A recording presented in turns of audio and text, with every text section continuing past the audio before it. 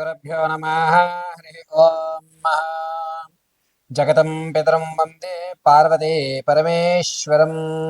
సర్వం శ్రీ పరమేశ్వరార్పితం.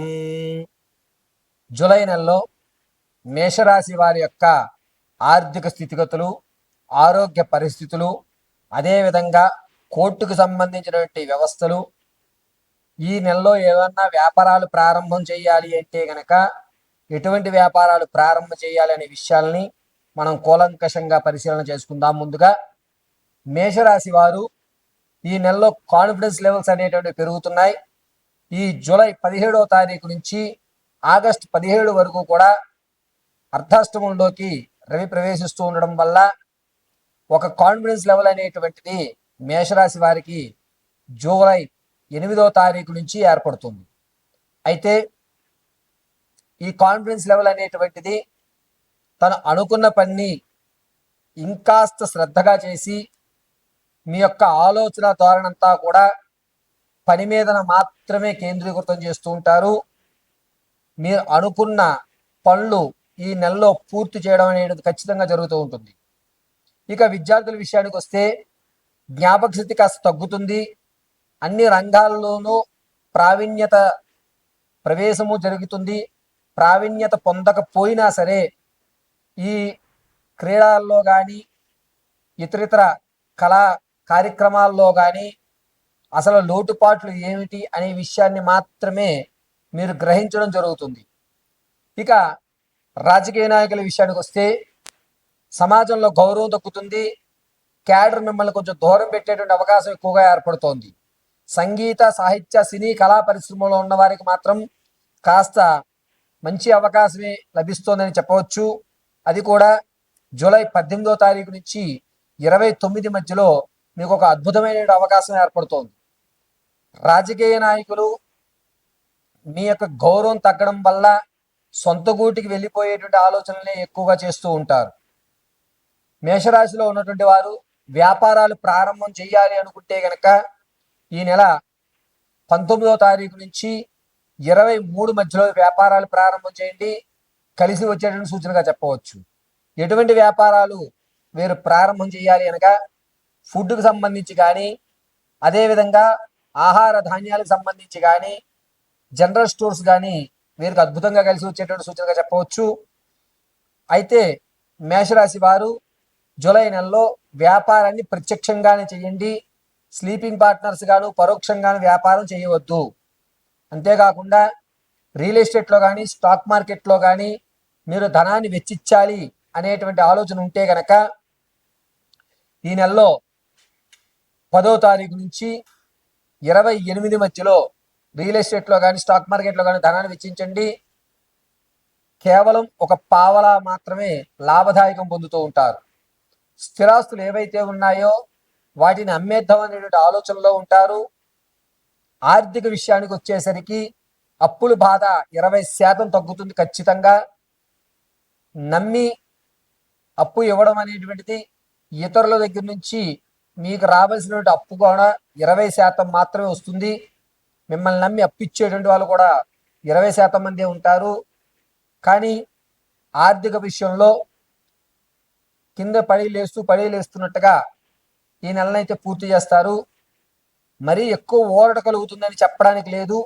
20% మాత్రం ఆర్థికంగా పర్వాలేదు అన్న మాట ఖచ్చితంగా మేషరాశి వారు జూలై నెలలో పరిగణించడం జరుగుతుంది. ఇక నిరుద్యోగుల విషయానికి వస్తే ఉద్యోగ ప్రాప్తి అనేటువంటిది ఈ నెలలో అంత ఆశాజనకంగా లేదు.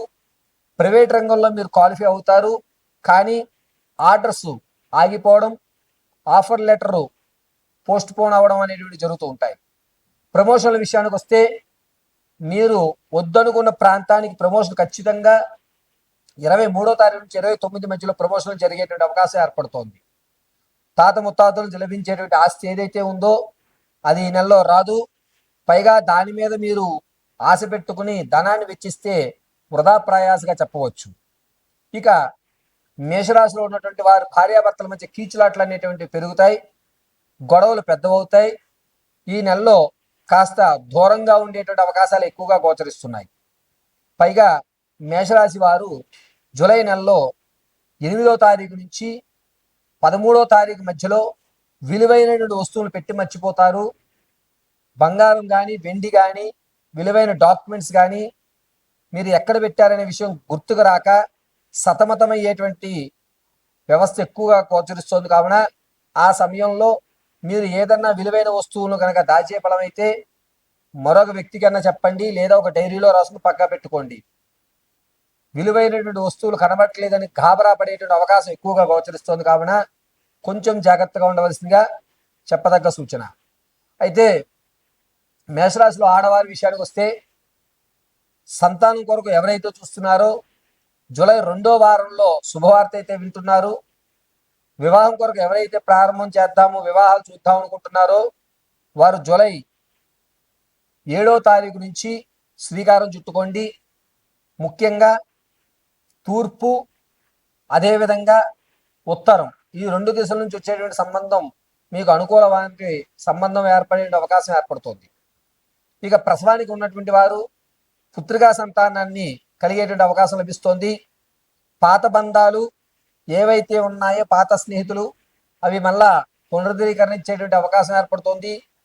దీనివల్ల గోప్యంగానే పాత స్నేహితులని మళ్ళా మీరు కొనసాగించడం అనేది జరుగుతూ ఉంటుంది. అయితే మేషరాశి వారు ఆరోగ్యం విషయానికి వస్తే, ముఖ్యంగా జూలై 4వ తారీఖు నుంచి గొంతు, అదేవిధంగా చిన్న మెదడు వ్యవస్థ దగ్గర కాస్త ఇబ్బందులు కలిగేటువంటి అవకాశం ఎక్కువగా గోచరిస్తుంది. ముఖ్యంగా గొంతులో పుళ్ళు ఏర్పడడం కానీ, లేకపోతే ఎక్కువ శాతం మాట్లాడలేనటువంటి వ్యవస్థలో కానీ వచ్చే అవకాశం ఎక్కువగా గోచరిస్తుంది. కావున ఈ మేషరాశి వారు ఈ నెలంతా కూడాను కాస్త గోరువెచ్చటి నీటిని స్వీకరిస్తూనే ఉండడం మంచిది. డాక్టర్ గారి యొక్క పర్యవేక్షణలో ఉండండి. ప్రయాణాలు చేసేటప్పుడు మాత్రం మేషరాశి వారు జూలై నెల 12వ తారీఖు నుంచి 19 మధ్యలో ప్రయాణాల విషయంలో చాలా జాగ్రత్తగా ఉండాలి. ప్రమాదం జరిగేటువంటి అవకాశం ఎక్కువగా గోచరిస్తుంది. పైగా ఈ మేషరాశిలో ఉన్నటువంటి వారు ఆర్థిక విషయంలో షూరిటీ సైన్ ఖచ్చితంగా పెట్టవలసి వస్తుంది. 1-2 సార్లు ఆలోచించుకుని, మనవాడే, ఖచ్చితంగా ఇతని మీద నాకు పూర్తి నమ్మకం ఉంది అంటే మాత్రమే షూరిటీ సైన్ పెట్టండి. ఆ షూరిటీ సైన్ పెట్టడం కూడా జూలై నెల 19వ తారీఖు నుంచి 24 మధ్యలో జరిగేటువంటి అవకాశం ఎక్కువగా గోచరిస్తోంది. పైగా ఈ మేషరాశి వారు ఈ నెలంతా కూడాను తమ వ్యక్తిగతమైన జాతకాన్ని తెలుసుకోవడానికి కింద స్క్రోల్ అవుతున్న నెంబర్ని సంప్రదించండి. ఒకవేళ మీకు కనుక date of birth, time, place of birth తెలియకపోతే మీ ఫోటోని పంపించడం, మేము అడిగేటువంటి 3 ప్రశ్నలు మీరు సమాధానం చెప్పడం వల్ల గణాంక పరిణామానంగా మీ యొక్క పూర్తి జాతకాన్ని విశదీకరించి చెప్పడం జరుగుతుంది. అయితే ఈ నెలలో మేషరాశి వారు ఏ దేవతారాధన చేయిస్తే కాస్త ఊరట కలుగుతూ ప్రశాంతంగా ఈ నెలని గడపడం జరుగుతుందనగా, ప్రతిరోజు కూడా రుం రుద్రాయ నమః అని ఈశ్వర ధ్యానం చేయండి. కుదిరితే ఈ నెలలో ప్రతి సోమవారము, అదేవిధంగా ఆదివారము కేవలము పాలతో ఈశ్వరుడికి రుద్రాభిషేకం చేయించుకోండి. ఇది కూడా కుదరని పక్షంలో మీ ఇంట్లోనే దేవుని మందిరంలో కొబ్బరి నూనెతో దీపారాధన చేయండి. ఉదయాన్న రుం రుద్రాయ నమః అని 54 సార్లు పఠించి ఒక రాగి చెంబుతో నీళ్లు స్వీకరించండి. సర్వం పరమేశ్వర అనుగ్రహం కలుగుతుంది.